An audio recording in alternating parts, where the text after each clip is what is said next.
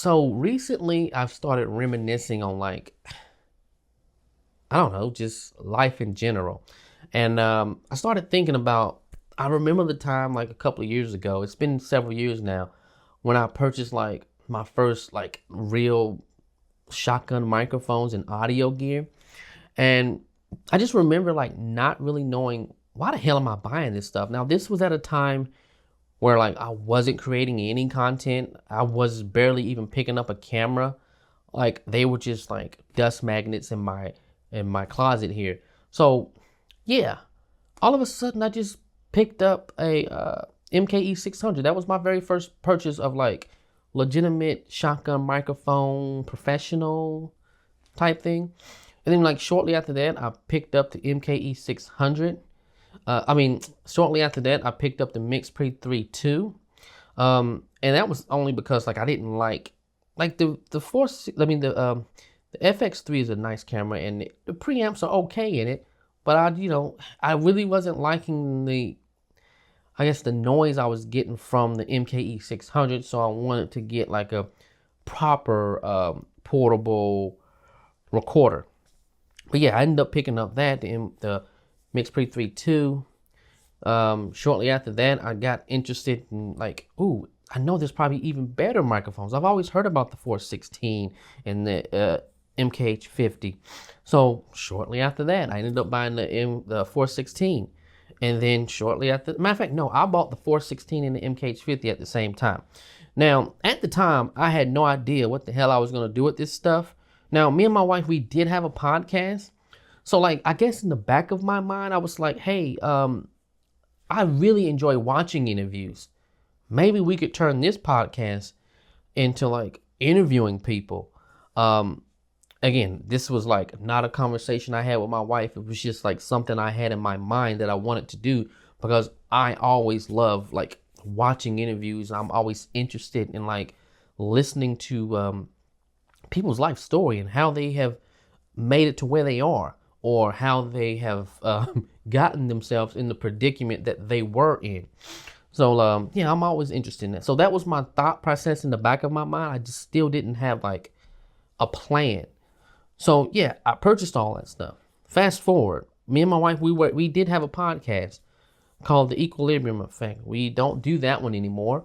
Now we have a new one called Home in Motion. That is about traveling. Quick little synopsis is basically like we travel around California right now because that's where we live. And we basically do one thing that's fun with the children, an adventure. Then we find a winery and then a restaurant, not in any particular order. So it's like no order to it. It's just whatever we do that day and how life presents itself. So yeah, that's the premise of it. Now, I did think, hey, this is a really good opportunity since I purchased this stuff like almost a year ago. That's what I was thinking at the time that I made when we were making this channel. Oh yeah. So I was like, maybe at some point we could do like some immersive sound, or we could do some interviews. Okay. Anyway, needless to say, none of that stuff really happened. We continued to do the podcast, the Home in Motion podcast, and never really got any interviews. Now, we did not, it wasn't for a lack of trying to not like to do interviews. We were trying, but we just didn't have any luck. People are super busy, especially when we were trying to interview people in like the restaurant industry or just, places that are really busy. So like it was completely understandable that we weren't really getting any traction when it comes to trying to have people stop what they're doing and take time to interview with us, right? So like that's completely understandable. But we have lucked out. For the past two podcasts, we finally were able to get people to that had a little time to interview with us. And that's like what I'm super excited about, because like now I'm just thinking back like, damn, this is why for some reason I wanted all this professional equipment. So yeah, now I've been able to use it. Like I've been excited. I'm like, damn, I feel like this is like where life is taking me right now. So yeah, me and my wife, we were able to do 2 interviews. One with Glen Ellen Star, which is super local to us, kind of close. I can't remember the little town that it's in, but fantastic food. We were able to interview the manager and the head chef, and then we did a second interview in Bodega Bay. Now, if you live in the Bay Area, hey, I suggest you come check both of these places out. They're both fantastic. Bodega Bay, Ginocchio's Kitchen, family-owned restaurant. Fantastic, beautiful place to be. Bodega Bay is just a beautiful place in general. But the restaurant was fantastic. Food was great. Atmosphere was fantastic. So that's what I want to look at today. Just to give you a little sneak preview of what I've been doing. And what I've been excited about doing. So first one, and maybe I'll do like 30 to 45 seconds of the video and audio. But anyway, let's break it down a little bit based off of the equipment that I was using. And I was super nervous, by the way, doing these because it was my first time. Anyways, first one, Glen Ellen Star. This one, I brought along a light because it was indoors.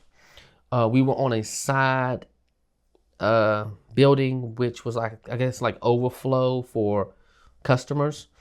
Not the best place because I kind of sat them in the wrong area. So that was like the one mistake I made. Now for this one, I was not able to stay and monitor anything and make changes because we had our son with us and he just was not having a good day.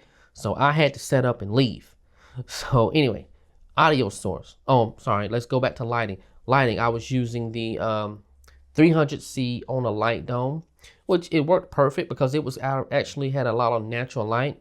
Just needed to do a little bit more filling of light a little bit, but that was it. Audio, I was using the DD Theos, and we were going directly into the MixPre 3.2.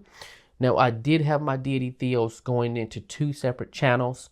Now, if you don't know, the DD Theos is a dual channel system that has one receiver, but it has 2 little spots to where you can plug 2 different XLR adapters and go to 2 separate channels. So that's what I did. I used 2 separate channels. I didn't do mono. I just wanted the flexibility of being able to adjust either channel for either person because you just really never know if one's going to talk louder than the other. And then guess what? It's hard as heck to fix that. But anyway, so yeah, that was the audio. Oh, except for my wife's. She sat off screen and she was using the Interview Pro. Now I have to say I love the Interview Pro, by the way. It is a fantastic system. For the price to the capability is out of this world. It really sounds really good. Like fantastic. But anyway, yeah, that was pretty much it. That was my audio, video, lighting, video, just using it for FX3, and that was it. So take a look, and we'll be right back. Process and like how you just throw it all together and it tastes amazing. So it's definitely, I mean, it's like a whole group process, but we're pretty much trying to highlight the farm. And the farm is like our kind of like our center base for like the menu. So whatever is pretty much in season coming in like from our farm, that's what we try to like mainly highlight on the menu. And then from there, once we have like a list of produce that Mike and I talk about that's available, I kind of just like pick everyone's brains here, which I think it's like a lot of our success comes from that, which is everybody in this kitchen has like a say on the menu. It's not just like, oh, chef wants this. Okay, so now I have to say, if I had to change anything, it would probably be where I sat them. I would have them have their backs towards the street because it was a little bit more aesthetically pleasing in that area. But again, I was rushing, wasn't really thinking about it, hindsight. But yeah, that was pretty much it. It was a super loud area. I do wish I would have used low cut on the DD Theos because they have a low cut feature, but I was able to do that in post. But it was still super. It was really, really loud in there. So I did the best I can to cut through the noise, but obviously you can still hear the background noise. It's a freaking working restaurant. And I don't know if they had us right next to like an ice machine or something that was making ice, but it was like this huge constant hum, which, obviously it was nothing I could do. I did the best I could do, EQ wise and noise, like trying to cut the noise reduction, stuff like that. But anyways, yeah, I would probably, if I had to do it again, ask to sit inside the restaurant because the restaurant is way quieter. But I can understand, like, hey, they were probably like trying to set up for dinner, which, hey, I completely understand. Okay, next one. Now this one, Ginocchio's Kitchen. I have to say, out of the two, is my favorite. Not because the restaurant's better than Glen Ellen Star. I think they're both fantastic. But it was just because, one, I was able to stay, monitor the audio, make sure everything was going smooth. Yeah, and again, it's I like being in Bodega Bay. It's fantastic. Don't get me wrong, Glen Ellen Star, fantastic restaurant, fantastic ambiance. But man, just being at the beach is like so relaxing. But anyways, okay, what did I use? We didn't use any external light sources. We just used what the earth gave us, which was the natural sunlight. Cameras that I used the FX3 and the A7S III. Again, I made a little bit of mistakes with the video aspect of it, but we'll come back to that in a second. Audio. This was what I was really excited about.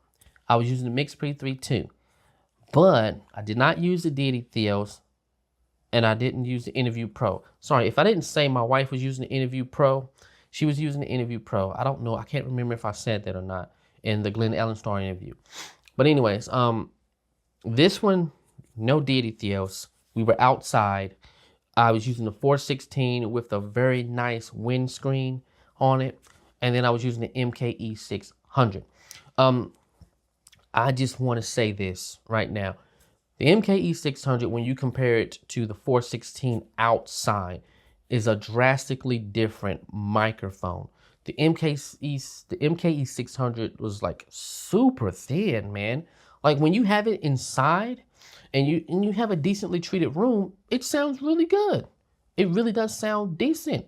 It really is comparable to the 416, although I think it has a slightly darker tone to it, or a little bit more presence in the deeper parts of your voice. But outside, no, it did not, which was super surprising when I listened back to it. It became very thin. Now I did have a windscreen on it, but I don't think like that would have been the issue, right? Like I would assume since it inside it sounds like a deeper microphone that highlights the deeper parts of your voice a little bit more inside. I thought it would do the same outside, but it didn't. The 416 actually sounds a little deeper, which was crazy. But I guess that's what you expect, a $1,000 microphone versus a $300 microphone, shotgun mic. Yeah, so I was super surprised. The 416 shined like flawlessly. It had a very rich, natural sound. Now I know when you have it inside and you don't have like a thick wind muff on it, it does have a lot of presence in the high end, but outside when you have wind protection on, it's a very neutral sound. It sounds fantastic. It cuts through. It's very rich in sound. So I noticed that. I didn't have to do a lot of noise reduction for the 416, nor did I didn't do any EQing for the 416. All I did was raise the loudness up. That was it.